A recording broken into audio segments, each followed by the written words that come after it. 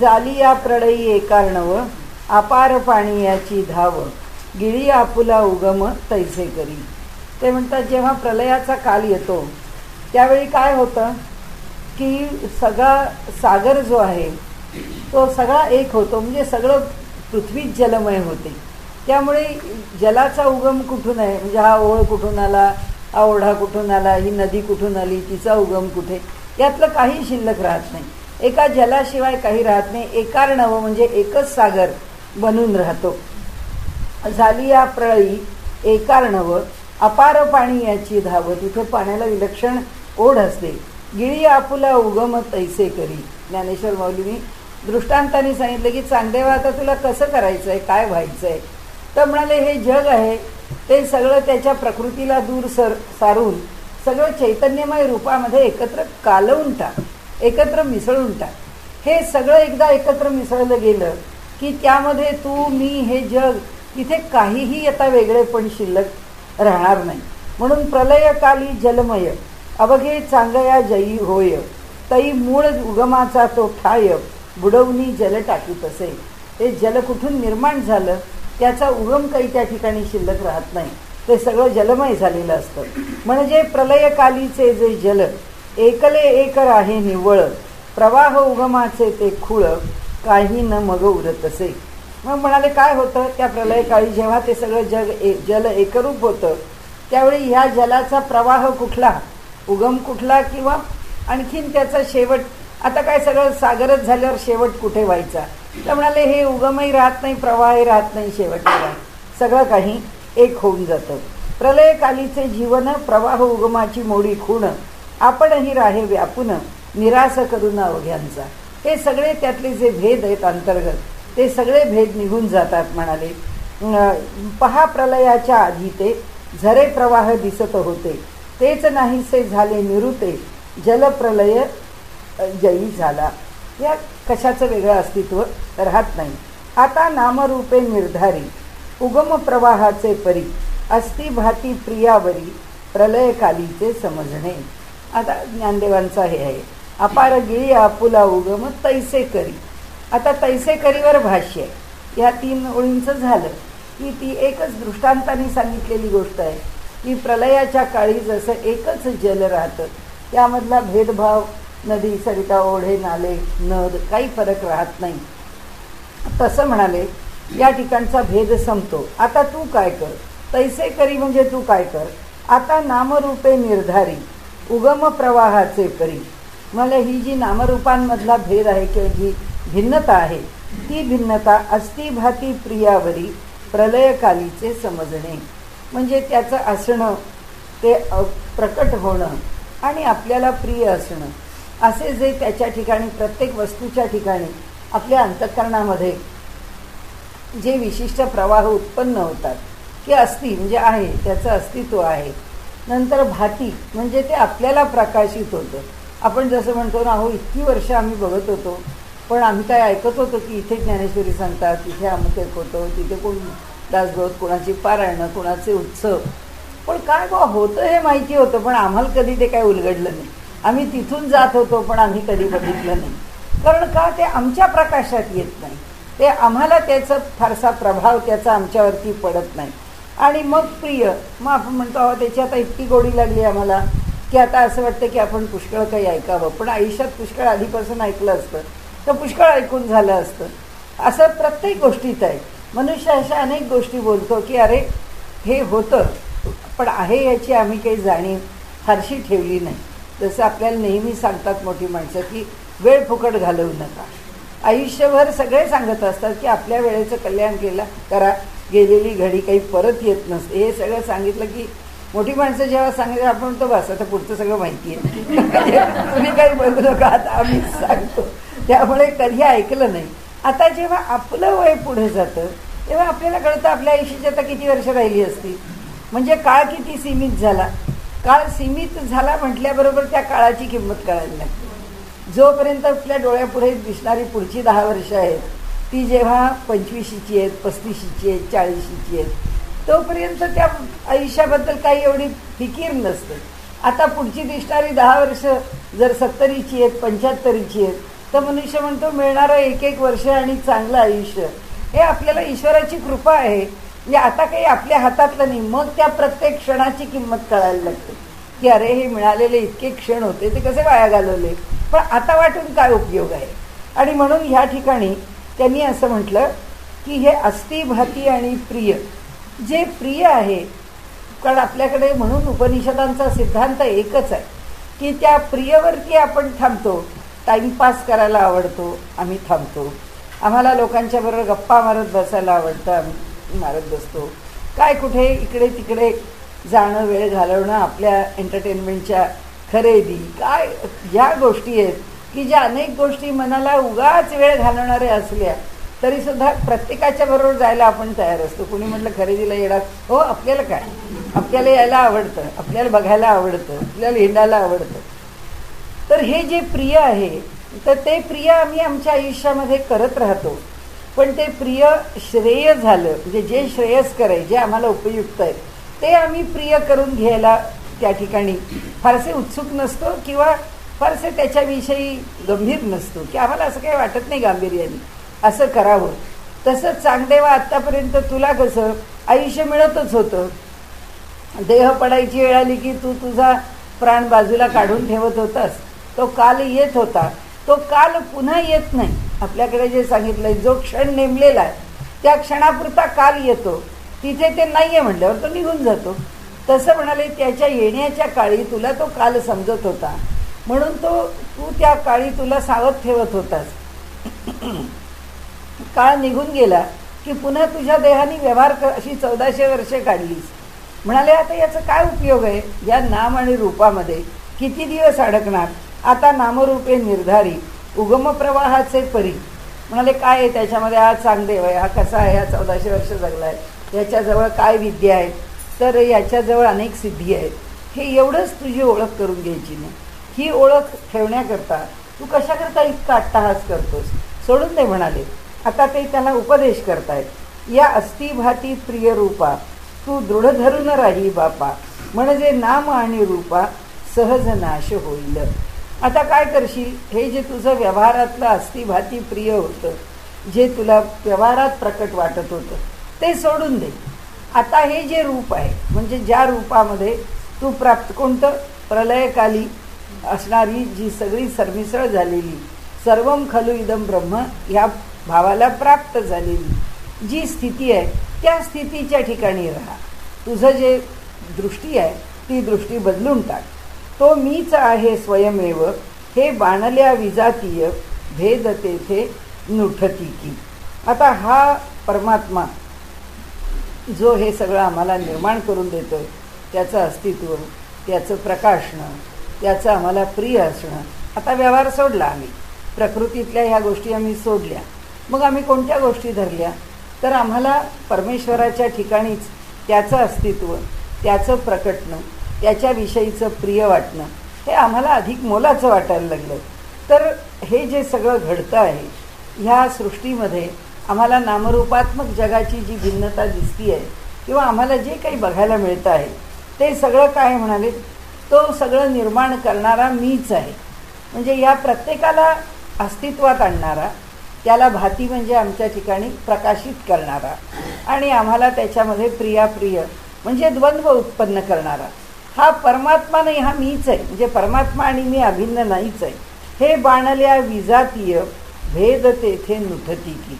कारण काय होईल, हा विजातीय भेद शिल्लक राहणार नाही. विजातीय म्हणजे तू आणि तुझ्यापासून हे जग वेगळं आहे. म्हणजे माझं नामरूप चांगदेव आहे, तर ज्यांना मला भेटायला जाण्याची उत्सुकता आहे त्यांचं नामरूप ज्ञानदेव म्हणून ओळखलं जातं. म्हणाला हा विजातीय भेद आहे. हा भेद तुझ्या स्वजातीय भेद, स्वजातीय भेदामध्ये आंबाच आहे, पण आंब्यात पायरी आहे, आंब्यात हापूस आहे, आंब्यात केशर आहे, हे स्वजातीय भेद आहे. आणि स्वगत भेद आहे. स्वगत भेद एकाच आंब्याच्या झाडाची, एकाच हापूसची फळं आहेत, पण आपण म्हणतो की ती त्या असं कोकणात म्हणतात, आपल्याला काही माहीत नाही, पण देवगडचा आंबा, त्यात तो त्या डोंगरावरचा आंबा, त्यात तो ज्याची फांदी पूर्वेकडे आहे असा त्या फांदीवरचा आंबा आणखीन गोड. म्हणजे झाड एकच पण त्या झाडावरती सुद्धा ते जे त्याचं जे वेगवेगळे पण सांगतात, हा स्वगत भेद आहे. हा आपल्या आतमध्ये असणारा भेद. एकाच आंब्याच्या झाडाला फळं लागली आहेत, इतके बारीक भेद जरी सोडले तरी आपण व्यवहारात पाहणारे भेद आपल्याला माहिती आहेत. ते भेद कसे आहेत? एकाच झाडावरचं हे फळ लहान आहे, हे फळ मोठं आहे, हे फळ खिडकं आहे, किंवा ह्या फांदीवरती निघालेला प्रत्येक आंबा त्याच्या आत कुठेतरी डागाळलेला आहे. म्हणजे हा जो भेद आहे तो स्वगत भेद आहे. हा आपल्या आत. आता ह्याच्यात विचार करायचा तर आपल्या शरीरात आपलं नाव आहे, सगळ्यांनाच हात पाय नाक डोळे तोंड कान सगळं आहे. पण आता आपले स्वतःचे, हा उजवा हात आहे, हा डावा हात आहे, हा या देहामधला स्वगत भेद आहे. आणि जेव्हा दुसऱ्या माणसाला पाहतो तेव्हा म्हणतो तुझ्या हाताला काय लागलं, म्हणजे तो माझा नाही आहे, तो विजातीय भेद आहे.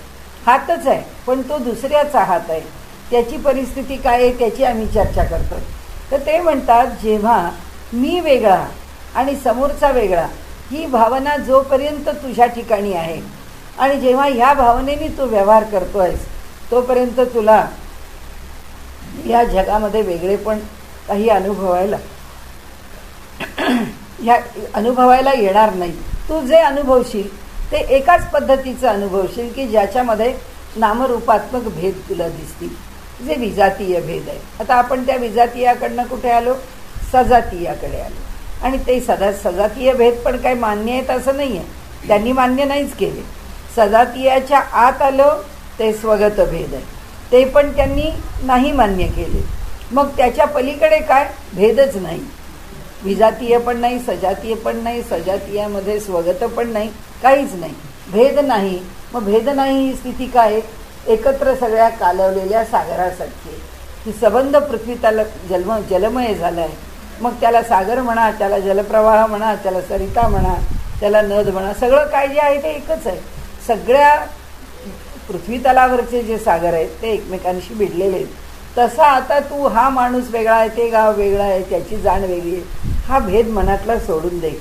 पहा उगम आणि प्रवाहात जी नामरूप झाली प्राप्त, त्या नामरूपी तात्विक सत्य काहीच नाही. त्या भेदात असणाऱ्या नामरूपामध्ये तात्विक सत्य काय आहे? काही नाही. असं याचा अर्थ असा की ज्या नाव आडनावांनी व्यक्ती बघतो किंवा ओळखतो किंवा संबोधतो त्या व्यक्तीच्या ठिकाणी काय भेद आहे? तर आम्हाला प्रत्येक फक्त वेगळं वेगळं आहे एवढं माहिती आहे. हे नाव आहे, हा इथे राहतो, त्याचं अमुक एक आहे. पण त्याच्यामधलं जी एक साम्य स्थिती आहे की एकच आत्मा सगळ्यांच्या ठाई भरून राहिला आहे, ही स्थिती आम्ही पाहत नाही. नामरूपाच्या भिन्नतेमध्ये साम्य असं आम्ही काही पाहत नाही. तर काय पाहतो? तर उगम आणि प्रवाहात जी नामरूप झाली प्राप्त, त्या नामरूपी तात्विक सत्य काहीच नाही. कारण हे आम्ही वरवर त्याला जोडलेलं आहे की हे त्याचं नाम आहे, हे त्याचं रूप आहे, आणि त्या नामरूपांनी त्याला आम्ही भिन्न केला. त्याच्यामध्ये असणारं एक समान जे सत्य आहे किंवा तत्व आहे, अनुस्यूत आहे जे तत्व, ते काही आम्ही ओळखत नाही. जलाच्या परिमित वाहण्यांनी प्रवाह उगम हे दोन्ही आले नामरूपा लागुनी, पहा शोधून चांगया. आता जलाच्या परिमित वाहण्यांनी, नदी आहे, ओढा आहे, आपण म्हणतोच ना या तीरावरून तिकडं जायचं आहे, काही आहे का होडीबिडी पलीकडे जायला? म्हणजे आपल्याला त्याची मर्यादा माहिती आहे की तो कसा आहे. आता त्याला खूप वेग आहे, मग त्या वेगातनं ती नाव टाकणार नाही तो, म्हणजे त्याची ती भिन्नता आम्हाला माहिती आहे.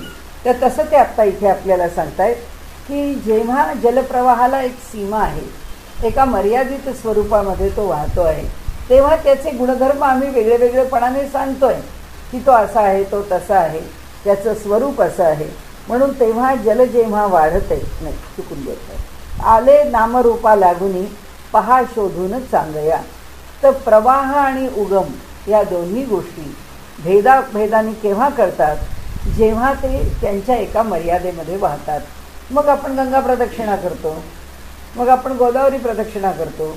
आताची सगळ्यात प्रसिद्ध नर्मदा परिक्रमा आहे की लोक नर्मदा परिक्रमा करून येतात. कारण का? ती तिच्या सीमेमध्ये वाहते आहे. आणि म्हणून म्हणाले की नर्मदा या नावाने ओळखली जाते, गंगा या नावाने ओळखली जाते. म्हणून गंगा जिथे जाऊन मिळते त्या गंगासागराला जाऊन दर्शन घेण्याची गंगेची जी ओढ आहे ती त्याकरता आहे. आता ते म्हणतात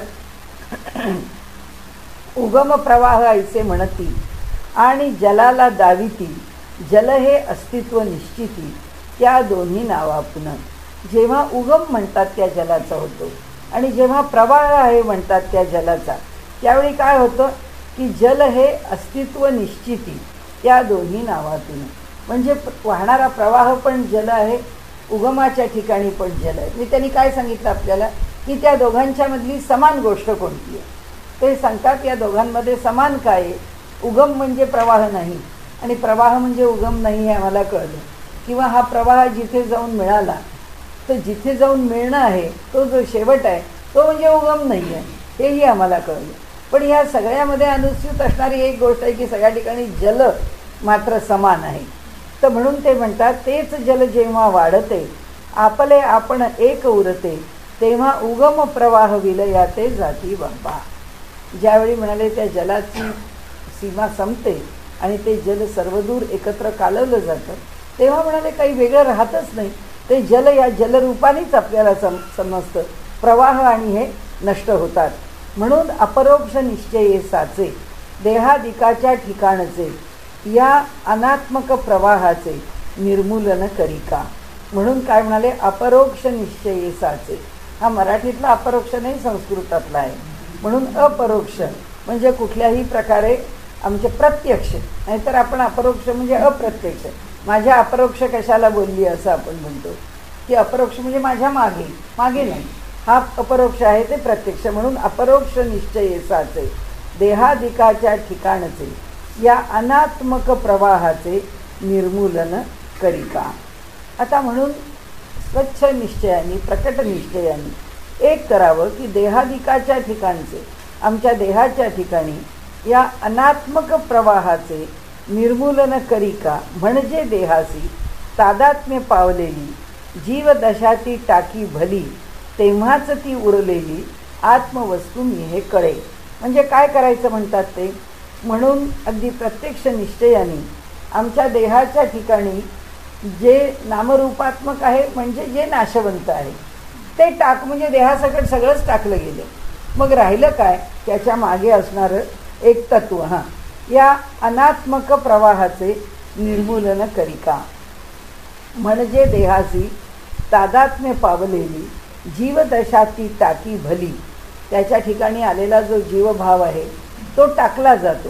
कारण का अनात्मक म्हणजे अनात्मक जी आहे, शब्द चुकलंच असेल ना, कारण काय होतं खूप बोलून झालं ना की काही वेळा बोलायचा शब्द तसा उच्चारता येत नाही. बरोबर आहे, अनात्मकच वापरलाय, बरोबर वापरलाय. नाही, काही वेळा लक्षात येत नाही चुकलेला सुद्धा. अनात्मक प्रवाहाचे निर्मूलन करिका. म्हणाले हा जो आत्म्यापासून दूर असलेला असा जो प्रवाह आहे, म्हणजे जो आत्मतत्वाच्या ठिकाणी न टिकणारा जो प्रवाह आहे, त्या प्रवाहाचं निर्मूलन केलं जातं का नाही ते कळ. म्हणजे ते सांगतात फक्त जेवढी आत्मवस्तू आहे तेवढीच शिल्लक ठेव, बाकी जी अनात्मक आहे ती वस्तू दूर कर. आणि म्हणून हा जो अनात्मक प्रवाह आहे त्याचं कधीतरी निर्मूलन होईल की नाही, त्या देहादिकाच्या ठिकाणी तोच प्रवाह वाहतो. म्हणजे आता आपल्या लक्षात आलं ना त्यांना काय म्हणायचं आहे ते. त्यांना एकच म्हणायचं आहे की आपण असा स्वच्छ निश्चय करावा ज्याच्यामध्ये देहादिकाच्या ठिकाणी आत्मस्वरूप नाही अशी स्थिती आहे. कारण आमचा हात आहे, ह्या हाताला चैतन्य तो आत्मा देतो आहे, म्हणजे आमचा जीव देतो आहे. पण हा हात काही स्वतः स्वतंत्र चैतन्याने युक्त होऊन तो शाश्वत नाही आहे. म्हणजे हे अनात्मक आत्म्याच्या शिवाय असते. हे एक गोष्ट म्हणजे जी शाश्वत नाही आहे, क्षणभंगूर आहे. आणि दुसरी अशी की देहाच्या ठिकाणी जो आत्मनात्म भाव आपण म्हणतो की आत्म आणि अनात्म हे दोन्ही एकत्र करून त्याच्यात आताचा भेद केले. हा आत्मभाव आहे, हा अनात्मभाव आहे. आत्मभावामध्ये काय राहतं, फक्त चैतन्य शिल्लक उरतं. दुसऱ्याच्याही ठिकाणचं जीवचैतन्य आहे तेवढंच शिल्लक उरतं. अनात्मामध्ये काय उरतं, या जगामधलं सगळं चर आणि आचर, या जगामध्ये सगळं जे नामरूपात्मक व्यापून राहिलेलं आहे ते. आता ते म्हणतात म्हणजे देहासी तादात्म्य पावलेली, देहाच्या ठिकाणी ही जीवदशा का प्राप्त झालेली आहे. याचं कारण असं की जीवाला मी स्वतंत्र आहे हे तो मानतो आहे, हा जीव सुखी दुःखी होतो आहे हे तो मानतो आहे. हे जे सगळं जग आहे हे जग माझ्याशी निगडीत आहे, या जगाचा अनुभव माझ्याशी निगडीत आहे असं मानतो आहे. आणि असं का मानलं जातं? त्याचं कारण असं की तो अनुभव घेत असतो, तो त्या अनुभवापर्यंत जात असतो, पोचत असतो. म्हणजे कसं आहे, ही जागा आपण विकत घेतली की ही आमची जागा बरं काय, कुठे कुठे आहे तुमची जागा? आमची जागा ती पलीकडे आहे, तुम्ही म्हणता तुमच्या जागेपेक्षा लांब आहे. म्हणजे हा मनुष्य ही माझी जागा आहे असं जेव्हा म्हणतो तेव्हा दुसरा माणूस म्हणतो हो हो तुम्ही आहात त्याच्याजवळच आहे, पण माझी जागा तिथे आहे. आता वास्तविक पाहता ह्याची कोणती जागा आहे? म्हणजे असा विचार ते असं सांगतायत आपल्याला की आपल्याबरोबर आपली जागा घेऊन वरती जाणार आहे का? आपल्याबरोबर आपला पैसा घेऊन आपण वर जाणार आहे का? आपल्याबरोबर आपलं सोनं नाणं घेऊन सगळं तिथेच राहायचं आहे. म्हणजे ही आत्मवस्तू नाही आहे, आत्म्याच्या बरोबर जाणारी ही वस्तू. आपलं कर्म तर जात नाही, बाकी काय, कारण ते सुद्धा त्या आत्म्याला जोपर्यंत आवून उठून आहे तोपर्यंत आहे, ते भोगून झालं की ते पण सुटतं आहे. आत्मा दुसरं काहीच स्वीकारत नाही. म्हणून ते म्हणतात चांगदेवा, जे आत्म्यापर्यंत पोचत नाही, जे आत्म्याच्या ठिकाणी राहत नाही, जे आत्म्याला जे रोचणारं किंवा रोचक असं काही नाही आहे, रोचक असतं तर त्यांनी त्याचा संग धरून आपल्याकडे घेतलं असतं, पण मूळ आत्मतत्व यातलं काहीच स्वीकारत नाही. मग असं जर आहे तर तू त्याचा एकदा विचार कर ना की तुझ्याबरोबर काय राहणार आहे, तेव्हाच ती उरलेली आत्मवस्तू मी हे कळेल. आता तू ज्याला मी म्हणतो आहेस ते तुझं मी काही खरं नाही आहे, आणि त्यामुळे तुझं जे खरं मी आहे ते मी तू जेव्हा अनात्म वस्तू टाकत जाशील एक एक एक एक, म्हणून तर ते आपल्याकडे आत्मषटक आहे ना, चिदानंद रूप शिवोहम शिवोहम, मी हे नाही मी हे नाही मी हे नाही असं करत करत मी काय राहतो, एक चित आनंद स्वरूप शिवोहम, मी फक्त शिवस्वरूप चित आणि आनंद स्वरूप असणारा असा मी शिल्लक राहतो. ज्ञानदेव म्हणे नामरूपे विण तुझे साच आहे आपण पे, ते स्वानंद जीवन पे सुखिया होई. तो जो स्वानंद जीवन आपल्या स्वतःच्या ठिकाणी स्वला जाणण्याच्या आनंदामधला भाग, हा सुद्धा काय आहे, ह्याच्या पुढेच जायचं आहे. पण माऊली सांगतात की पहिल्यांदा त्या टप्प्यावर आलंच पाहिजे. कोणत्या टप्प्यावरती? त्याच्या पुढची पण होई त्याच्याशीच निगडीत आहे. आता ज्ञानदेव म्हणे नामरूपे विण, नामरूपाच्या शिवाय तुझे साच आहे आपण पे, तू जो आहेस तो खरोखरच तुझ्या ठिकाणी आपण पे, म्हणजे आपलं स्वतःचं मूळ रूप, तू हे नामरूप टाकल्यानंतरच तुला कळणार आहे सगळ्या बाजूनी. ते स्वानंद जीवन पे सुखिया होई. त्या स्वानंदाच्या उर्मीमध्ये, लहरीमध्ये, ज्ञानामध्ये, अनुभवामध्ये तू सुखी हो. आता सुखिया होई. महाराज म्हणती ज्ञानेश्वर, तुझा यथार्थ आत्मभाव साचार नामरूपा सारून दूर मुळीचं आहे. ती नामरूप दूर केल्याशिवाय, आता जसं व्यवहारामध्ये साधना करताना सुद्धा आम्ही काही ठाडदिशी नामरूप दूर करत नाही, ते काही लगेच आमच्यापासून बाजूला होत नाही, पण साधनेमध्ये मन एकाग्र व्हावं. मग ती जी एकाग्रता आहे ती या लौकिकापासून थोडी दूर करणारी आहे, या लौकिकामध्ये गुंतून पडणारी नाही आहे. भले त्या नामात गुंतेल, भले त्या पूजेत गुंतेल किंवा अन्य कशात गुंतेल त्या ठिकाणी, पण ते जे गुंतणं आहे ते बाहेरच्या नामरूपात नाही आहे, त्याच्यापेक्षा अलग आहे. म्हणून ती साधना थोडा सराव देते आपल्याला की मन जे आहे ते सारखं यात जे गुंतलेलं आहे त्याच्या पलीकडे नाही. कारण आता इतकं आपलं मन बहिर्गामी आहे, इतकं आपलं मन बाहेर गुंतलेलं आहे, आणि विशेष म्हणजे आपण आता अधिक रजोगुणी आहोत, आपण आता अधिक क्रियाशील आहोत, आणि अधिक क्रियाशील राहणं हे आयुष्याचं एक उत्तम गमक आहे असं आपल्याला वाटतं. की आपण म्हणतो मी अगदी कायम बिझी असते, म्हणजे आपलं बिझी असणं म्हणजे आपण रजोगुणात असणं. आपण रजोगुणात असणं म्हणजे आपण काय करतो की आपण सारख्या त्या मनाला एकदा हे खेळणं टाकतो, एकदा हे खेळणं टाकतो, एकदा हे खेळणं टाकतो. आता एक दिवस असा आला की ज्याच्यामध्ये आपण आपल्याला बिझी करून घेतलेलं आहे ते जर सगळं एक दिवस अशी कल्पना केली की सगळं ठप्प झालं आहे, आज आपल्याला घरात पण काही नाही आहे, बाहेर पण काही नाही, आपलं नित्याचं काम पण काही नाही, आणि आपण असे मोकळे झाले की आपल्यालाच काही कळत नाही, आता काय करायचं. हा जो संबंध मोकळा दिवस आहे, तो मोकळा दिवस किंवा त्या मोकळ्या मनाचा विनियोग कशात करायचा आपल्याला माहीत नाही. कारण मनाला सारखं ह्या कामात त्या कामात त्या कामात म्हणजे कोणत्या ना कोणत्या तरी एका विचाराच्या साखळीत गुंतवायचं, त्याच्याप्रमाणे धावायचं, त्या दिशेला बंद करायचं, दुसरी दिशा उघडायची, त्या दिशेने व्यवहार करायचा. आणि त्यामुळे होतं कसं की ही साधना किंवा आपण आपल्या ह्या सगळ्या व्यस्त जीवनामधून एक 5 नाही तर 10 मिनटं बाजूला करून त्या मनाला जर आपण कुठेतरी गुंतवायचा प्रयत्न केला तर आम्ही जितके अधिक रजोगुणी आहोत तितकं मन तिथे एकाग्र व्हायला तयार होतं. कारण मन सारखंच सैरभैर बाहेर फिरत असतं, त्याला तिथे एकाग्र म्हटलं की अनेक गोष्टी आठवतात. म्हणजे मी माझ्यावरून सांगते तुम्हाला की साधना करायला घेतली आणि ध्यानाला बसू म्हटलं की मला नेहमी पहिल्यांदा असं वाटायचं, अरे बापरे, ह्या ध्यानाला बसलं की इतके विचार येतात, ह्या ध्यानाला बसलं की कंटाळा येतो, नको वाटतं तिथे बसून राहणं. मग मध्ये तेवढा किती वाजले बघायचे वाटतं, काय 10 मिनटं असतात तीसुद्धा एकदा दोनदा घड्याळ बघितल्याशिवाय. मग आपण काय पर्याय काढावा, कारण याचा अर्थ आपलं अंतःकरण अजून पुष्कळ रजोगुणी आहे. मग आपण काय पर्याय काढावा, कारण कुठंतरी आपण गुंतले गेलं पाहिजे हे नक्की, त्याच्यामध्ये मन गुंतलं पाहिजे. मनामध्ये 1760 विचार येता कामा नाही. मग त्यातून मी माझ्यापुरता पर्याय शोधला की देवाला प्रदक्षिणा घालत राहणे, की प्रदक्षिणेच्या निमित्ताने शरीर गुंतलेलं आणि आपण आपल्या मनामध्ये जर एक काही नामस्मरण ठेवलं किंवा एक स्तोत्र काय जे आपण ठरवलं की हे एवढं इतक्या वेळा झालं पाहिजे, तोपर्यंत प्रदक्षिणा घालायची. त्याचा लाभ काय झाला की निदान मनाला एकाग्र करण्याकरता त्या हिंडण्यामध्येच सवय व्हायला लागली. मग पुढे हळूहळू बसायची तयारी झाली की नाही, आता आपल्याला बसलो तर आपलं मन थोडं तरी शांत होईल. कारण फार हालचाल करणाऱ्या मनुष्याला, म्हणून आपल्याकडे जे म्हटले नाही की युक्ताहार विहारस्य युक्त चेष्टस्य कर्मसु युक्त स्वप्नावबोधस्य योगो भवती दुःखः. म्हणाले ज्याला अतिशय क्रियाशील माणसाला सुद्धा योग म्हणजे जोडलं जाणं किंवा मनाची एकाग्रता करणं हे त्यालाही अवघड आहे. काहीही कर्म करणं हे पण युक्त पाहिजे, बसून राहणं हे पण युक्त पाहिजे.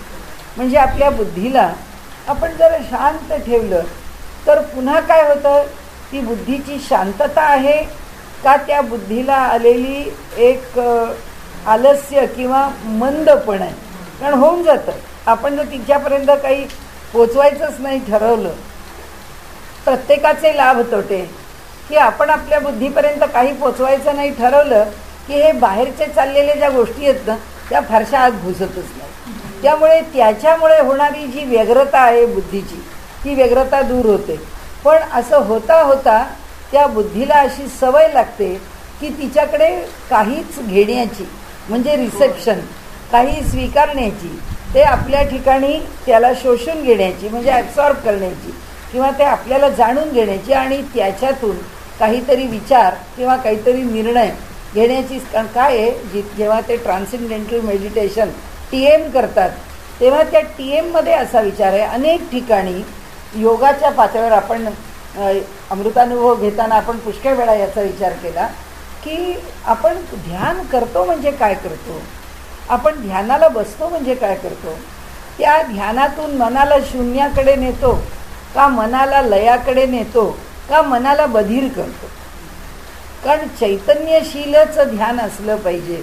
सुरुवातीला आम्हाला माहिती आहे आमच्याकडे अज्ञान आहे म्हणजे तमोगुण आहे, आमच्याकडे क्रियाशीलता आहे म्हणजे रजोगुण आहे, आमच्याकडे थोडा थोडा सात्विक गुण आहे, म्हणून तर कधीतरी मन लागतं किंवा आपल्याला केव्हा तरी याकडे वळावं असं वाटतं. किंवा एखाद्या वेळेला देवाच्या दर्शनाला गेल्यावर खूप आनंद होतो, आपण म्हणतो असं काही इथे तरी मी कायम येते पण मला एवढा काही आनंद होत नाही, पण आज अगदी खूप वेगळं वाटलं, आज अगदी खूप बरं वाटलं. हे काही आमच्या नियंत्रणातलं बरं वाटणं नाही आहे, कुठल्या तरी कारणाने केव्हा तरी रजगुणाचं प्राबल्य वाढलं म्हणून त्या क्षणापुरता आम्हाला खूप आनंद होतो.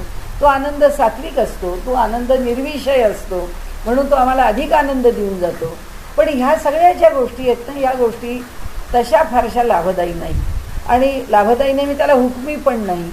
हुकमी पण अशा करता की मन कुठेतरी जोडलं गेलंच पाहिजे.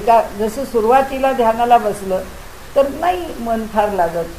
पण एकदा त्या ध्यानाचा सराव व्हायला लागला तर किती पण बाहेर गडबड होऊन गेलेली असेल तरीसुद्धा एकदा जागेवर जाऊन बसलं आणि मनाने आता आपल्याला ध्यानाला बसायचं आहे असा जो निश्चय केला तर निदान 2 मिनिटात तरी मनातले सगळे विचार वितळून जातात आणि मन आपल्या मूळ विचाराशी.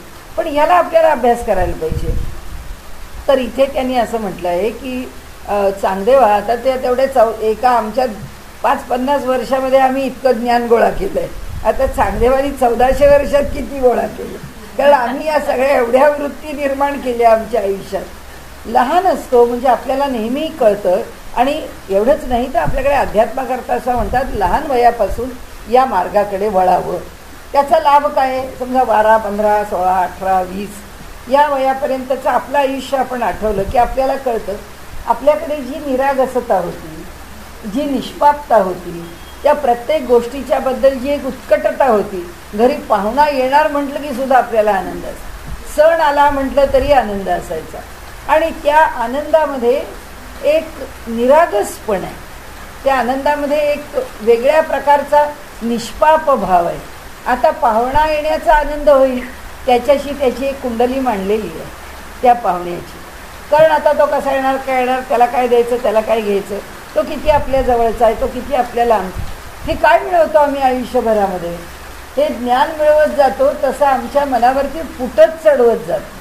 म्हणून ज्ञानेश्वर महाराज त्यांना सांगतात की आयुष्य पुढं जात राहतं, ही पुटं आम्हाला घालवायची आहेत का घालवायची नाही आहेत. घालवायची असतील तर आम्हाला ध्यान हा मार्ग आहे, घालवायची नसतील किंवा आम्हाला घालवायला कळत नसेल तर आमच्याकडे आत्ता आमच्या साधनापादामध्ये होऊन गेलेला विषय आहे की त्याच्याविषयी जी भावना आहे ती प्रतिपक्ष भावना आहे की ते जे अंतःकरणामध्ये जे विचार निर्माण होतात त्या त्यांच्या विचारांच्या ठिकाणी एक तर आपण अलिप्त असावं आणि अलिप्त होता येत नसेल तर त्याचा प्रतिप्रसव करावा. म्हणजे काय, तो विचार कशामुळे निर्माण झाला त्याच्या कारणात त्या विचाराला सोडून द्या, म्हणजे ते विचार आमच्या डोक्यातून जातात. पण आता असं आहे की आम्हाला आमच्या डोक्यामध्ये हजारो विषय कोंबले आहेत, ह्याचंच आम्हाला आनंद आहे. आपण म्हणतो हे ना हे सगळं माझ्या लक्षात आहे, ते ना ते सगळं माझ्या लक्षात, हे सगळं अनावश्यक आहे. आणि का आम्ही लक्षात ठेवलं आहे, पण आम्ही ठेवतो आणि आम्हाला त्या ठेवण्याचा आनंद आहे की आम्हाला असं वाटतं मी एवढ्या गोष्टी लक्षात ठेवल्या, तेवढ्या गोष्टी लक्षात. त्या सगळ्या ठेवण्यानी जी आमची मनाची जी एक मोकळीक होती ती मोकळीक शिल्लक राहत नाही, आम्ही अधिकाधिक प्राकृतिक होतो. त्याकरता ते इथे सांगतात की चांगदेवा तू अनेक विद्या संपादन केल्यास, त्या विद्या संपादन करण्यामध्ये तुला अभिनिवेश आहे.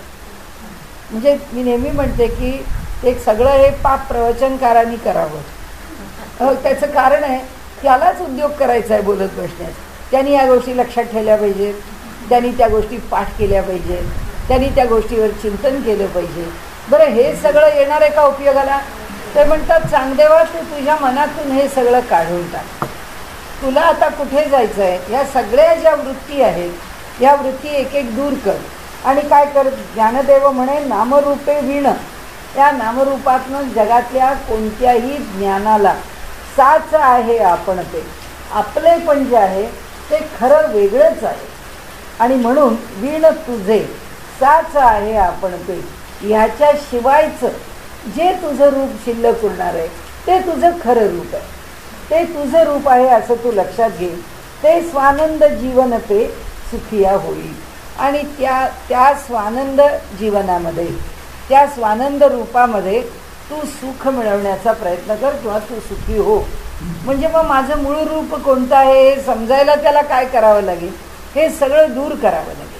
आणि म्हणून ते म्हणतात सुवचा आनंद, म्हणजे माझ्या ठिकाणचा मी आपण पे. त्यांनी आपल्यातला आपण, आता मागे शब्द येऊन गेले 2दा-3दा की आपण पे, म्हणजे मी मला समजून घ्यावं. ही स्थिती कोणती आहे पुढच्या ओळीत सांगणार आहेत ते आपल्याला. ही जी स्थिती आहे त्या स्थितीचं वर्णन आता पुढे येईल. त्या स्वानंद सुखाच्या सेवने तू सर्वदा सुखी राहणे, जीव भाव कदा न येणे, वृत्ती ज्ञान विसरे. तू इथे सगळी व्याख्याच केली आहे. त्या स्वानंद सुखाच्या सेवने तो कशाचा आनंद आहे? स्वचा. स्वचा काय की स्वची मला जाणीव झाली आहे. ते स्व नेमकं कुठे राहतं, त्या स्वच्या ठिकाणी मला जाऊन पोचता येतं. जेव्हा केव्हा मी ध्यान करेन, जेव्हा केव्हा मी काही साधना करेन, तर तिथे जाऊन पोचता येतं. ही स्थिती मला आली का, तेवढ्याला जेव्हा मला तिथे जाऊन पोचता येईल तेव्हा मी स्वत असेन. म्हणजे ती स्थिती काय असेल, ती स्थिती आपण पूर्वी पण अनेक वेळा चर्चा केली आहे. अव्यक्त, त्यानंतर त्याच्या महत, त्यानंतर आहे अहंकार. हे महत कसं आहे, ती वैश्विक जाणीव आहे. तो अहंकार कसा आहे, तो व्यापक अहंकार आहे, वैश्विक अहंकार आहे. आता मी कोण आहे, मला या नामरूपामध्ये जोडल्यानंतर मी माझं नाव घेतलं आणि त्यांनी सांगितलं की मी चांगदेव आहे. तर आधी ज्ञानदेवानी काय सांगितलं की चांगदेवा आधी हे तुझं नामरूप सोडून दिलं. मग त्या नामरूपाच्या अनुषंगाने असणाऱ्या सगळ्या गोष्टी आहेत सोडून दे. मग आता हे सगळं सोडत काय राहिलं, तुझ्याकडे स्फुरण कोणतं शिल्लक राहिलं. अहम, मी वेगळा आहे सगळ्यापासून, या अहमचं स्फुरण तर शिल्लक आहे. आपल्या प्रत्येकाच्या ठिकाणी जन्माला येताना अहम हे स्फुरण वेगळेपणाने आहे, म्हणून तो जीव वेगळेपणाने जन्माला येणार आहे. नाही तर तो जीव वेगळेपणाने जन्माला आलाच नसता. आता तो त्या जीवाचं जे वेगळेपण आहे की मी समोरच्या व्यक्तीपेक्षा वेगळी आहे, ही जी वेगळेपणाची जाणीव आतमध्ये आहे मला, ती जाणीव कशाची आहे, ती अहमची. आता ती जाणीव घेऊन सांगदेवा तू काय कर, त्या जाणीवेला आता तू व्यापक कर. तुझी जाणीव तुझ्या ठिकाणी ठेवू नको, कारण तू तुझ्या ठिकाणी ठेवलीस आणि समज आत्ता एक क्षणभर आपण समजू की तू हे सगळं बाजूचं टाकलं आहेस, कारण जोपर्यंत तुला तुझी जाणीव आहे तोपर्यंत तू हे टाकलेली नाही, कारण याच्यापेक्षा मी वेगळा आहे. म्हणून आपल्याकडे अहम ब्रह्मास्मी हे जे स्फुरण आहे ते ज्या ठिकाणी आहे त्याची आत्ता ज्ञानदेव त्याला जागा सांगताय. आता म्हणाले तू काय कर, मी आहेच. तुझ्या मनामध्ये आता कोणता विचार, आता व्यष्टीच्या पातळीवर विचार करू की त्यांनी त्याच्या साधनेने त्याच्या ठिकाणचे सगळे विचार दूर केले. तो आता त्या विचारात राहिला नाही. तो केव्हाही बसला तरी तो निर्विचार स्थितीमध्ये, आणि त्या निर्विचार स्थितीमध्ये त्याला फक्त मी आहेची जाणीव आहे. ही जी आहेची जाणीव आहे, या जाणीवेचं ते म्हणतात तू काय कर, आता या जाणीवेला व्यापक कर. म्हणजे काय झाला, तुका आकाशा एवढा तो पूर्ण व्यापक, त्याची जी जाणीव आहे. कारण ही जाणीव याच्याकडे जशी आहे तशी ब्रह्मांडात कुठे आहे, ती ब्रह्मांडात सगळीकडेच भरून राहिली. म्हणजे आता हा म्हणून वेगळा ही जाणीव, तो म्हणून वेगळा ही जाणीव, त्या संबंध ब्रह्मांडात भरलेली आहे. आता त्यांनी सांगितलं ही मी म्हणूनची माझी जाणीव इतकी व्यापक कर. समोरच्यानी केली आहे का नाही केली त्याच्याशी काय करायचं, आपल्याला त्याच्याशी काही करायचं नाही. जे तुकाराम महाराज आहेत आणि तुकाराम महाराज आपल्या घरात आहेत, बहिणाबाई देहूमध्ये आलेले आहेत. बहिणाबाईंच्या घरी त्यांच्याबरोबर साधना करणाऱ्या आणि त्यांची ती गाय आहे ती बरोबर आहे.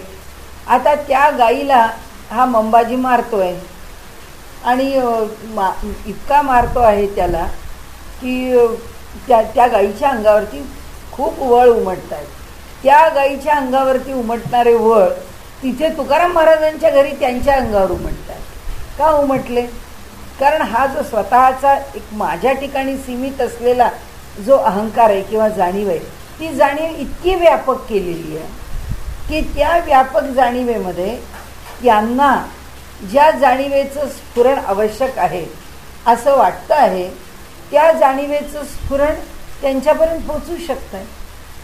जर आपलं मन थोडं लौकिकामध्ये जर कर्तव्यनिष्ठ जरी आपण राहिलो तरी त्या कर्तव्यनिष्ठतेमधून आपल्या मनाची जी चित्तशुद्धी ज्याला म्हणतो मनशुद्धी होत जाते, त्याच्यामध्ये कधीतरी का होईना आपल्याला कालाच्या आधी काही घटना लक्षात येतात. एखाद्या माणसाचा कितीतरी वर्षानुवर्ष संबंध नसलेल्या माणसाचा फोन यायचा असतो, त्याच्या आधीच आपल्याला त्याची आठवण होत राहते. आपण तर अरे किती वर्षांनी आज या माणसाची आठवण झाली. आणि गंमत अशी की आपल्याला तासांनी 2 तासांनी 4 तासांनी नाही तर दुसऱ्या दिवशी त्याचा फोन, आपण म्हणतो बघा कसं आहे, आपल्याला त्याची आठवण झाली आणि त्या माणसाचा फोन आला. याचं कारण काय की त्या माणसाने जी काही आपली त्याच्या घरी आज फोन करू उद्या फोन करू म्हणून जी काही आठवण केली आहे ती आठवण ग्रहण करण्या इतकं आपलं मन जे आहे ते सूक्ष्म झालं. हे फार मोठं झालं आहे असं नाही आहे, पण सूक्ष्म झालं. ती जी सूक्ष्मता अंतःकरणाला आली आहे, कालाने कुणीच बांधलेलं नाही आहे, सगळं कालाच्या अतीत आहे. आणि त्यामुळे त्याच्या मनात उद्या फोन करायचा आहे आणि त्याच्या मनात त्याच्याविषयी आज संकल्पाचं स्फुरण झालं आहे, तर तो संकल्प आमच्यापर्यंत येऊन पोहोचला. तो संकल्प उद्या पुरा झाला, त्यांनी कृतीने पुरा केला उद्या. आणि मग आपण म्हणतो कालच मला आठवण झाली. तो म्हणतो हो मी कालपासून म्हणतोय तुम्हाला फोन करायचं, पण मी झालाच नाही वेळ, मी आज फोन केला.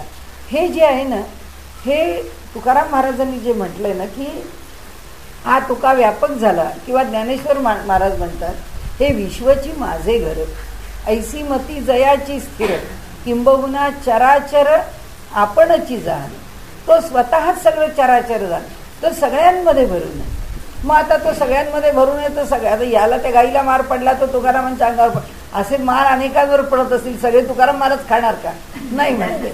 त्या सगळे मार खाण्याची त्यांना आवश्यकता नाही आहे. का नाही आहे? त्याचं कारण असं आहे की ज्याच्या हिताच्या करता किंवा ज्याच्या करता संकल्पाने त्यांच्याकडून काही कार्य करून घ्यायचं आहे, त्याचं स्फुरण तुकारामांना होत नाही, त्याचं स्फुरण परमात्म्याचं आहे. कारण आता त्यांच्या ठिकाणी तुकाराम नावाचं एक मन किंवा तुकारामाचं चित्त नावाची गोष्ट त्यांच्याकडे शिल्लक राहिली नाही. त्यामुळे आता तुकारामाचं चित्त चिंतन करता हे राहत नाही. मग शरीर कसं चालतं? आत्म्याच्या पातळीवर. ते शरीर तुकारामांच्या पातळीवर नाही चालत. म्हणून आपण आपला तो प्रसिद्ध दोहा आहे नेहमीचा, आपण अनेक वेळा म्हटला जातो की प्राणभये राममय, रामभये प्राणमय, येरा न जानय परय, राम है के प्राण है. म्हणाले काय आहे की आमचे जे प्राण आहेत ते रामरूपाला आलेले. ज्या प्राणावरती म्हणजे ज्या व्हायटल फोर्सवरती हे जे शरीर आहे हे कार्यकारी आहे, तर आता ते प्राण काम करत नाही आहे. त्या प्राणांना नाही काम करावं लागत आहे, कारण प्राणांनी आपल्याला कुठे विसर्जित केलं आहे? रामाच्या ठिकाणी. त्यामुळे प्राणभये राममय. आता रामाची काय स्थिती आहे? रामाने ॲक्सेप्ट केलं पाहिजे ना प्राणाला, कारण रामाने जर आमच्या प्राणांना नाही स्वीकारलं तर किती आम्ही म्हटलं भगवंत आम्ही तुझे आहोत जन्मभर म्हणत राहू, पण त्यांनी नाही स्वीकारलं तर काय होणार? नाही स्वीकारलं जाणार. तर म्हणाले रामभये प्राणमय, रामसुद्धा प्राणमय झाले. आता काय होतं? हियरान जानय परय, परंतु आता हृदयामध्ये कळत नाही की ह्या हृदयाचं स्पंदन चाललेलं आहे ते कुणामुळे चाललं आहे? ते रामामुळे चाललंय का ते प्राणामुळे चाललंय? कारण राम आणि प्राण नावाच्या दोन गोष्टी आता हृदयामध्ये निवास करत नाही. आता प्राणाचं वेगळं अस्तित्व राहिलं नाही. आता नामदेव महाराज आपलं ज्ञानदेव महाराज म्हणतात, हे चांगदेवा तुझ्या अंतःकरणामध्ये आता तुझं सगळं सोड, त्या प्रत्येकाचं अस्तित्व आहे त्या स्वशी नेऊन ठेव. आणि जेव्हा हे सगळं स्वशी जाऊन पोचेल तेव्हा तू कुठे असशील? आता त्याला स्वानंद सागरावर असशील असं म्हटलंय. तो स्वानंद तुला कुठे मिळेल? तो स्वानंद या उतरंडीमध्ये महत्नंतरच्या अहंकारावर जाऊन बसशील. कारण तू व्यक्त आहेस, तू अनुभव घेतोयस. आणि तू कसा झालास आता? तिथे तू तुझा अनुभव घेतोयस म्हणजे तुझ्यापुरता तू स्वसंवेद्य आहेस. तुझा तू तुला जाणतो आहेस तुझ्या ठिकाणी. आता तुला जाणण्याकरता काही बाहेरून जाणायला लागत नाही. म्हणजे मला दुःख झालं हे केव्हा कळलं? मला त्या प्राणांमुळे नाही कळलं, या चित्तामध्ये तो संकल्प निर्माण झाला म्हणून. समजा इथे मला कोणीतरी पुष्कळ काही वेडवाकडं बोलतं आहे, मला काही कळलं नाही. आता तो बोलत असला माझ्याबद्दल तरी मला दुःख झालं नाही. का नाही झालं? कारण माझ्या श्रवणांनी ऐकलं नाही, माझ्या चित्तानी त्याची दखल घेतली नाही, त्याला नोटीस केलं नाही, म्हणून मला काहीच दुःख झालं नाही. मग मला नंतर कोणीतरी सांगितलं, अहो काय ते तुम्हाला बोलत होते, बाप रे आम्हाला सुद्धा ऐकवत नव्हतं. आपण तो हो कठीणच आहे, हा मनुष्य असं कसं बोलला? की ते कानाने ऐकलं, ऐकल्याबरोबर चित्ताने ते घेतलं आणि घेतल्याबरोबर दुःखाला सुरुवात झाली. कारण तोपर्यंत त्याचं दुःख नव्हतं. म्हणून त्यांनी सांगितलं की हे आम्हाला कुठून जाणतो? सगळ्या बाहेरच्या गोष्टींनी जाणतो. 5 ज्ञानेंद्रियांनी 5 कर्मेंद्रियांनी आम्हाला जाणतो. मग कुणी म्हटलं हे का तुम्ही थोडं लंगडत चाललं? हो का? मला कळलं नाही, बघते मी पाय दाबून कुठे दुखतोय का. म्हणजे आमची चाल आम्हाला कळलेली नाही आहे, पण नकळत ते पाऊल बरोबर पडत नाही, याचा अर्थ कुठेतरी आत दुखतंय, म्हणून त्याला ते आवरून घेत आहे, ते दुःख जाणवू नये. मग आपण काय करतो, खरंच पाय कुठे दुखतोय नेमकं बघूया बरं, मग तो दाबून पाहिला की अरे ह्या ठिकाणी दुखतंय, आपल्याला कळलं नाही बरं का इथे दुखतंय हे. मग आपण म्हणतो असं कसं झालं, आपल्या काही लक्षात नाही आलं माझ्या इथे दुखतंय ते. म्हणजे दुसऱ्यांनी नोटीस केलं, माझ्या हाताने तो पाय दाबून पाहिला, म्हणजे मला माझ्या देहाला काही जर त्रास झाला, बरं वाटलं, किंवा मला जी जाणीव आहे ती माझी जाणीव माझ्या आतल्या आत नाही आहे कुठे, मला माझी जाणीव आत होत नाही आहे, मला देहाच्या माध्यमातून मी काहीतरी जाणीवेचे खेळ करत राहते. कुणाच्या आधाराने? चित्ताच्या, ज्ञानेंद्रियांच्या, कर्मेंद्रियांच्या. आमच्या ठिकाणी खेळ चालू आहे. ते म्हणाले चांगदेवा तू हाच खेळ खेळतोय, सोडून दे हा खेळ आता. मग काय कर, तुझं जे चैतन्य आहे ते तू तुझ्या ठिकाणी जा, त्या चैतन्याला तू जाण. आणि जेव्हा तुला त्या चैतन्याला जाणता येईल आणि तू तुझा त्याला जाणायला लागशील, तेव्हा तू कुठे असशील? स्वच्या ठिकाणी आनंदाशी असशील. आनंदाशीच का असशील? कारण त्याचं लक्षण आहे म्हणून. ते लक्षण कोणी सांगितलं? ते आम्ही अमृतानुभवामध्ये पाहिलं, सत्यचित आनंद प्रकरणामध्ये, की त्या प्रकरणामध्ये आम्हाला कळलंय की त्यांनी त्याचं लक्षण कसं सांगितलं. या 3 प्रकारांनी सांगितलं. म्हणजे आम्हाला सतचा अनुभव आला की नाही, आम्हाला चितचा अनुभव आला की नाही, पण आनंदाचा अनुभव आम्हाला नक्की येईल. ही जी स्थिती आहे ती स्थिती आम्हाला आनंद देते का? कारण हे लक्षण वैपुल्यानी आहे, आनंदमय. त्याला मयट प्रत्यय, म्हणजे सत म्हणजे सत्ता किंवा त्याचं असणं, ह्याचं वैपुल्य काय कळायचं? असणं, बस. ही सिद्धीच आहे, सिद्ध आहे, किंवा म्हणजे हे मान्यच आहे.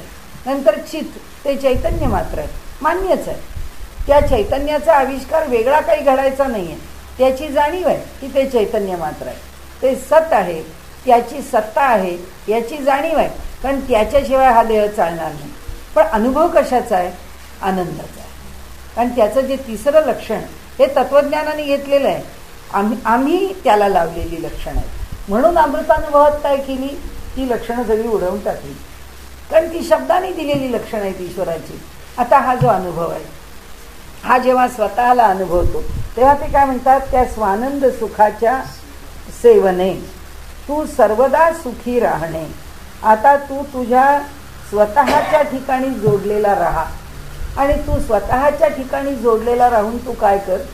त्या जोडलेला असण्याचा तुला बाहेरून आनंद नाही मिळेल, मला आता त्यातला आनंद मिळवायचा आहे असं नाही. तो निर्विषय आनंद आहे, तो निर्माणच होणार आहे. तू नाही तर आपण म्हणू की ही लक्षणं कुणी दिली? ही लक्षणं ज्ञात्यांनी दिली. का दिली? कारण त्यांनी ती अनुभवली की परमात्मा कसा आहे? सच्चिदानंद आहे. उगीच आपलं बरं वाटलं म्हणून दिली का? नाही दिली. आम्हाला आपली ही द्यावीशी वाटली म्हणून दिली का? नाही दिली. कारण त्याचा अनुभव ज्यांनी घेतला, त्या अनुभवात त्याला कळलं की जो अनुभव सातत्याने घेतला जातो तो आनंदाचा अनुभव आहे. आणि जी जाणीव होते ती कशाची होते? सतची होते, आणि चितची होते, तेवढीच राहते. पण अनुभव मात्र सगळा आनंदाचा घेतला जातो. म्हणून ते सांगतात, अरे चांगदेवा, त्या आनंदाच्या डोहामध्ये राहा, त्या आनंदाच्या लहरींच्या मध्ये राहा. ते म्हणतात त्या स्वानंद सुखाच्या सेवने तो आनंद सारखा सेवत राहा. तू सर्वदा सुखी राहणे. जीवभाव कदा न येणे, म्हणजे त्या जीवभावावर येऊच नकोस, सारख्या तुझ्या स्वभावावर राहा. तुझ्या, आता आपण दुसरा शब्द काय वापरतो त्यालाच, स्वरूपात राहा. तुझं जे रूप आहे, रूप का शब्द वापरला? कारण स्ववर जिथे राहतो, हा जो वैश्विक अहंकार आहे, त्या पातळीवरती आविष्काराला येणं आहे ना, माझं वेगळेपण आहे ना. म्हणजे आत्ता ह्या क्षणी इथे चांगदेव महाराज बसलेत आणि ते आनंदाचा अनुभव घेत आहेत, तर ते इतक्या व्यापक आनंदाचा अनुभव आमच्या ठिकाणी घेत आहेत, तर त्याचा काही आम्हाला येतोय का? नाही. कारण त्यांच्या ठिकाणी तो सीमित आहे, त्याचा अनुभव फक्त तेच घेत आहेत. का घेत आहेत? कारण अजून अहंकार नावाचं जे स्फुरण आहे त्यांनी त्याच्यावरती बिंदुले पडले, त्याच्यावरती वर्तुळ पडलेलं आहे. कारण हा चांगदेव आहे, हा चांगदेवाने घेतलेला अनुभव. तुकाराम महाराज आहे, तुकाराम महाराज अनुभव घेत आहेत, त्यांच्या शेजारी एवढे त्यांचे 12 टाळकरी बसले, ते काही त्यांचा अनुभव घेत आहेत का? नाही. तो तुकाराम महाराजांचा स्वतंत्र अनुभव आहे. कारण तो त्या ठिकाणी काय आहे? त्या देहाच्या आश्रयाने घेतलेला अनुभव, त्या अहमच्या शुद्ध स्फुरण आहे. त्याचं मूलभूत स्फुरण आहे. त्या मूलभूत स्फुरणामध्ये तो अनुभव घेतला जातो आणि त्यामुळे त्या पातळीवरती तुकाराम महाराज पोचलेत, ते अनुभव घेतात. जो समोरचा पोचला तो अनुभव घेईल, अडचण काही नाही आहे. पण ज्याचा त्याला तिथपर्यंत प्रवास करावा लागतो. तुकाराम महाराज प्रवास करून आले आणि आपण जेवायला बसतो, आपल्या शेजारी माणूस आहे, तो जसं म्हणतो तो तांब्या तिथे हो जरा पाणी द्या, तो तांब्या मला द्या, की त्यांनी तांब्या दिला, आम्ही पाणी घेतलं. असं होत नाही. अहो तो अनुभव घेऊन आलाय, जरा आम्हाला द्या बरं, आणि मग आम्ही घेऊन बघतो. असं नाही. ज्याला तो अनुभव घ्यायचा त्याला तिथंच पोचावं लागतं, तिथेच जाऊन त्याला तो अनुभव घ्यावा लागतो. जसं बुफे डिनर असलं तर तिथे जाऊनच त्या टेबलाशी अन्न घेऊन यावं, तसं आहे तिथे पोचलंच पाहिजे. तिथे पोचल्याशिवाय मिळणार नाही आहे. आणि म्हणून ते म्हणतात की तिथं नाही पोचलास आणि एकदा पोचलास परत आलास आणि पुन्हा तुझ्या वृत्तीत स्थिरावलास, असं करू नकोस. पण तुझ्या वृत्तीत आलास की पुन्हा तो आनंद हरवलास तू, त्यामुळे सारखा तिथे राहा, आता त्याच्या खाली येऊ नको. आणि म्हणून त्यांनी इथे सांगितलं की जीवभाव कदा न येणे वृत्ती ज्ञान विसरे तू. आपण आत्ता जे मगाचपासून जरा गमतीने जरा काहीतरी इकडे तिकडे असं आपण जे बोलत राहिलो की जन्मभर आम्ही ज्ञान गोळा करतो, म्हणजे काही वृत्ती ज्ञान आहे. आम्ही जे ज्ञान गोळा करतोय ते सगळं वृत्ती ज्ञान आहे आणि त्याची जितकी आम्ही आमच्या बाजूला गाठ वाढवत जाऊ. आता ते आम्ही मिळवायचं नाही का? मिळवायचं नाही. का मिळवायचं? कारण आम्हाला पुढच्या जन्माकरता चांगल्या पातळीवरच्या ज्ञानाचं अर्जन करणं आवश्यक आहे. आम्ही लगेच काही मुक्त नाही होणार आहे इथे. आम्हाला मुक्त व्हायला पुष्कळ जन्मेल. मुक्त व्हायच्या वेळी काय आमचं ते ज्ञानाचा जो काही भाग आहे, तो वृत्ती भाग आहे, तो सोडावा लागेल. भगवंत सोडवेल, ते काय करेल ते करेल. पण आता आम्हाला त्याच वृत्तीत राहायचं आहे. आम्हाला त्यातलं जे जे चांगलं आहे तेच मिळवायचं आहे. जे जे चांगलं आहे ते आमच्या ठिकाणी राखायचंच आहे. कारण आम्हाला अनेक जन्म घ्यायचे. ते अनेक जन्म घेताना आम्ही जितके अधिक चांगले असू तितका त्या जन्मात त्याचा आम्हाला अधिक लाभ आहे आणि म्हणून आम्ही ते मिळवत जायचं आहे. आता ह्या पातळीवर आलेला आहे की आता याला प्राकृतिक ज्ञानाची आवश्यकता राहिलेली नाही. याला आता फक्त मोक्ष ज्ञानाची आवश्यकता आहे. मग हे वृत्ती ज्ञान त्याला कशा करता? आम्हाला जे वृत्तीरूपाने मिळणारं ज्ञान आहे त्या ज्ञानाची आता त्याला आवश्यकता राहिलेली नाही आहे. आणि म्हणून ते इथे आपल्याला सांगतायत की जीवभाव कदा न येणे, आणि त्याला उपदेश केला आहे की वृत्ती ज्ञान विसरे सुखिया होईचं भाषांतर आहे की वृत्तीने निर्माण होणारं जे ज्ञान आहे ते ज्ञान तू विसरून जा. ह्या कुठल्याही ज्ञानाचा मला बरं वाटलं नाही, हा ग्रंथ चांगला आहे नाही, यात हे काय व्हायचं असेल ते तो ठरवी. आता समजा उद्या चांगदेवानं ग्रंथ लिहा अशी जर त्यांनी स्फुरण दिलं तर त्या स्फुरणातून त्याला तो विषय प्रकट होईल, तो त्याच्या ठिकाणी निर्माण होईल. ज्ञानेश्वर महाराजांनी प्रत्येक वेळी आपण पाहिलं, अमृतानुवाद पाहिलं, इथे सुरुवातीला पाहिलं, ज्ञानेश्वरीच्या सुरुवातीला, की सांगू दे निवृत्तीनाथांनी तू हे कर म्हणून. कर म्हटलं की करायला लागेल, पण त्यांनी सांगितल्याशिवाय मी करणार नाही. म्हणजे ज्ञानेश्वरीच्या सुरुवातीला सुद्धा पुष्कळ नमन केलं आणि त्या नमनानंतर आता जेव्हा चाललं सद्गुरूंचं प्रेम आणि त्यांच्याविषयीचा त्यांचा महिमा, इतर गोष्टी, तेव्हा निवृत्तीनाथ म्हणाले आता हे पुरे कर, आता मूळ विषयाकडे वळ पाहू. असं म्हटल्याबरोबर ज्ञानदेवांना आनंद झाला. कारण प्रेरणा तिथून आल्याशिवाय होणार नाही. का होणार नाही? आपण आत्तापर्यंत जो विषय पुन्हा पुन्हा घेतला तोच आहे. गीतेमधले जे 2 शब्द आहेत की ज्या 2 शब्दांनी त्यांनी आपल्याला जे तत्वज्ञान सांगितलं आहे की सर्वारंभ परित्यागी आणि शुभाशुभ परित्यागी, दोन्हीही गोष्टींच्या ठिकाणी आपण रमायचंच नाही. काय करायचं? सर्वारंभ परित्यागी, आरंभाचा परित्याग केलेला आहे. निवृत्तीनाथांनी सांगावं, ज्ञानदेवांनी घ्यावं. ते सांगत नाही तोपर्यंत बसून राहावं. ही जी भूमिका आहे ती कोणाची आहे? वृत्ती संपलेली आहे, त्या ठिकाणी वृत्ती शिल्लक राहिलेली नाही आहे. आणि म्हणून ते इथे म्हणतात आपल्याला की म्हणाले चांगया पुढत पुढती घरा आलिया ज्ञान संपत्ती वेद वेदकत्व ही अतिथी पदी बसे. म्हणाले वेद्य आणि वेदकत्व. आता वेद्य स्वसंवेद्य ही स्वतःची स्वतःला जाणण्याची, आणि वेद्य जाणणे आणि वेदकत्व जाणण्याची प्रक्रिया, ह्या ज्या 2 गोष्टी आहेत ते अतिथी पदी बसे. अतीत आणि अनागत. अतीत म्हणजे भूतकाळ आणि अनागत म्हणजे भविष्यकाळ. तर अतीत जे आहे त्या अतीतात कोण बसेल? ते आमच्यासारखे, की जे वेद्य आणि वेदकत्व आपण यात अडकलेले आहोत. हे आपण ऐकलेलं आहे. आता ते जे ऐकलंय त्याप्रमाणे आपल्याला करायचं. कुणी सांगितलं हे अमुक एक खा, त्याच्यात प्रोटीन्स आहे की आम्ही लगेच खाणार. कुणी सांगितलं अमुक एक आहे ते टाकून द्या की आम्ही टाकणार. प्रत्येक पदार्थाला एक एक बरे दिवस येतात, की एका काळामध्ये आपले जवसाला दिवस बरे आले, आणि कोलेस्ट्रॉल कमी होते, की मनुष्य धोधो जवस खायला लागतो, की मग त्या जवसाचे बाकीचे परिणाम सांगितले की म्हणतो नाही आता त्याला लिमिट करा, म्हणजे त्याला त्याच्या मर्यादेत आणलं. अशा अनेक गोष्टी आहेत की जाणलं आणि त्या जाणण्यातून लगेच त्याचा प्रयोग केला. तत्वज्ञान असंच आहे, जाणणं आणि त्याचा प्रयोग करणं. तर ते म्हणाले व्यवहार असाच आहे, जाणणं आणि त्याचा प्रयोग करणं. आता ते म्हणाले ह्या जगातलं जाणलं आणि त्या जगातल्या जाणलेल्यावर प्रयोग केला, ते आता दोन्ही सोडून दे. वेद आणि वेदकत्व म्हणजे वेद्य म्हणजे जाणून घेणारं आणि वेदकत्व हे जाणलेलं असताना त्याचा जो गुणधर्म आहे जो आम्हाला आत्मसात झालेला आहे तो अतिथी पदी बसे, ते आता मागे गेलं म्हणाले. अतीताच्या म्हणजे भूतकाळाच्या पदावर जाऊन बसलं, ते आता वर्तमान काळात नाही राहिलं. आता या जगातले अनुभव घेण्याकरता इकडे तिकडे तुला धावायची गरज नाही राहिली म्हणाले. आता सांगा या पुढत पुढती सांगणे हे तुझं प्रती अध्यात्मज्ञान संपत्ती घरा आली असे. आता तुझ्या घरी अध्यात्म संपत्ती आली आहे, जोपर्यंत आपल्या घरी येत नाही तोपर्यंत आम्ही जगतोय हेच बरोबर आहे. आणि म्हणाले आता तुझ्या घरी ती आलेली आहे, आता या जगाशी वेद्य वेदकत्व तू करू नकोस, त्या व्यवहारात राहू नकोस. म्हणून वेद्य वेदकातीत जे आहे निजपद सत्य, त्या दोघांच्या पलीकडे आहे ते निजपद, त्या पदी होई स्थित यत्किंचितही ढळू नको. त्या पदावर जाऊन बस. आणि हे जीव ब्रह्म ऐक्य ज्ञान जाणी ज्याच्या रुजे अंतःकरणी तो अभेद स्थितीत येऊनी निजानंदी डोलत असे.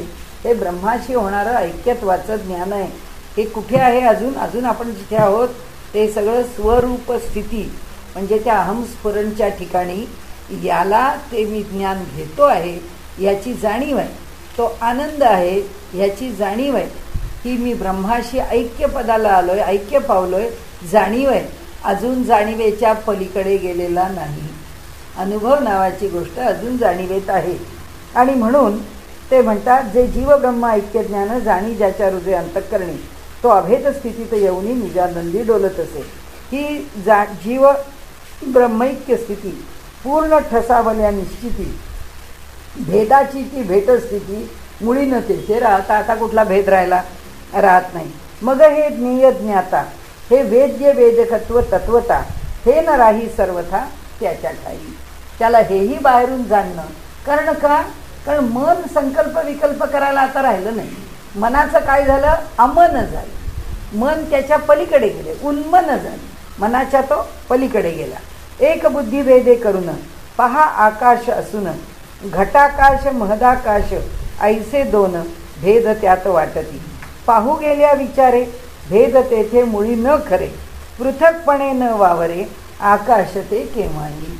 आम्ही सीमित केलं. ते म्हणाले घटाकाश आणि मठाकाश या आपण इथे बसलेलो आहोत. एकदम जोरजोरात खोकलायला लागले मी तर त्या म्हणतील पाणी आणून दे, की मग त्या भांड्यात पाणी आणून देतील. मी ते भांडवर पाणी प्यायले, ते भांडं तसंच ठेवलं. तर त्या भांड्यात काय आहे? त्या भांड्यामध्ये आकाशच आहे. या एवढ्या महदाकाशामध्ये हे छोटंसं त्या घटातलं आकाश आहे. तर म्हणाले आकाशाने वेगळ्या वेगळ्या ठिकाणी आपल्याला ठेवलं का? एक त्या भांड्यात ठेवलं ना एक त्या खोलीत ठेवलं असं नाही आहे म्हणाले. आकाश सगळं एकच आहे. ते स्वतःला विभाजित करून घेत नाही. आम्ही त्याला विभाजित करून ओळखतो, त्या आकाशाला ओळखतो आम्ही. म्हणून ही जी स्थिती आहे पाहू गेल्या विचारे इथे पुढे घटा माझी राहिले जे का बाबा आकाश भले ते काय कापून आणले महदाकाशापासून. ते घटा माझी ही असून महदाकाशी संलग्न आकाशाचे अभेदपण मुळीच आहे. ते अभेदच आहे. त्या मुळाकाशा जाणल्यास घटाकाश मठाकाश या भेदाचा होऊन ऱ्हास उपाधीचा न होत बाधा. हे जर आम्हाला कळलं की अरे हे सगळं एकच आहे, तसं आम्ही ज्या जीवाजीवाच्या उपाधीने त्याला वेगळं जाणतो आहे ती उपाधी आमच्या मनातून निश्चितपणे दूर होऊन जाईल. आणि म्हणून ते म्हणतात तैसी इथे सच्चित पाहिजे, सिच्चित झालंय. तैसी सच्चिदानंदा ठाई जग ही उपाधी साच पाही, यासाठी करून घेई आत्म्याचे ते साच ज्ञान सत्य ज्ञान. ते ज्ञान झाल्यावर उपाधीची भीती न तिळभर, तोच होऊन एकाकार निजानंदी डुलत असे. तैसे तुवा डुलावे. जे ज्ञान झाल्यानंतर ही स्थिती प्राप्त होते तशी तुला प्राप्त व्हावी. तैसे तुवा डोलावे मी तू पण टाकावे, या बोधाचे करून घ्यावे चीज हे विसरू नको. हा जो बोध आहे याचा काहीतरी उपयोग करून घे म्हणाले, नाही तर मी तुला एवढं पत्र पाठवलं, तू पुन्हा तसाच, असं नको करू. हे जरी न करशील तरी मूर्ख ठरशील, स्वात्मसुखा मुकशील अक्षयीचा. घरा कामधेनू आली ती ज्याने दवडिली, तो का म्हणावा भाग्यशाली सांग मजसी चांगया. तैसी आत्मज्ञान संपत्ती आली तुझी या घराप्रती, तिचा आदर करून सत्वर गती कल्याण करून घ्यावे.